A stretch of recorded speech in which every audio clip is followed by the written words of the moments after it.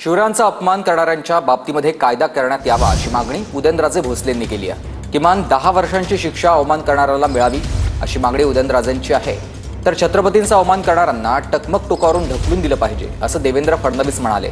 पण आपण लोकशाहीने चालणारे आहोत, आपण कायदा आणणार असंही फडणवीसांनी स्पष्ट केलेलं आहे। केंद्राच्या पातळीवर अमित शहांकडून नक्कीच पावलं उचलली जातील असा विश्वास देखील त्यांनी व्यक्त केला आहे। पहिली मागणी म्हणजे की महाराजांच्या बाबतीत, महाजिजाऊंच्या बाबतीत आणि संभाजी महाराजांच्या बाबतीत एक कायदा करण्यात यावा, तो सुद्धा कॉग्निझेबल, नॉन बेलेबल आणि किमान 10 वर्ष त्याला बेल मिळाली नाही पाहिजे। महाराजांची आमची चर्चाही झालेली आहे।